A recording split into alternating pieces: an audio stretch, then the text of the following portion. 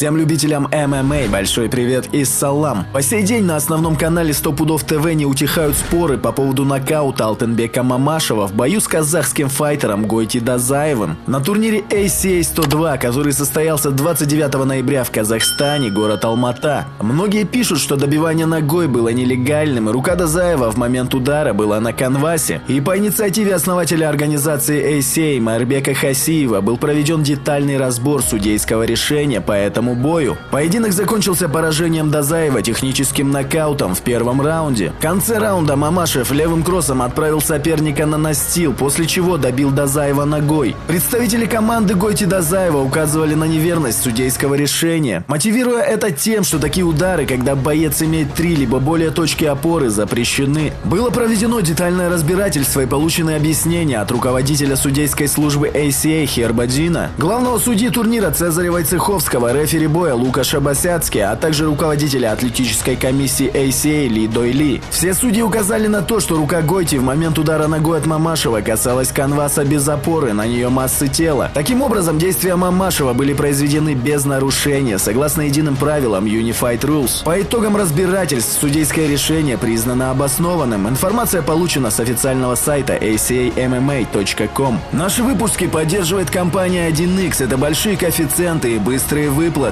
Ссылки в описании, в закрепленном комментарии. Переходи, регистрируйся и получай крутой бонус до 100 баксов по промокоду 100 пудов при первом депозите. Конечно же, ставьте лайки, пишите комментарии, делитесь этим видео с друзьями и подписывайтесь на новый канал 100 пудов KG в YouTube. Не забывайте нажать на колокольчик, чтобы не пропустить ни один выпуск. А с вами, как обычно, остаюсь я, Артем Мищенко, и спортивный проект 100 пудов. Всем пока!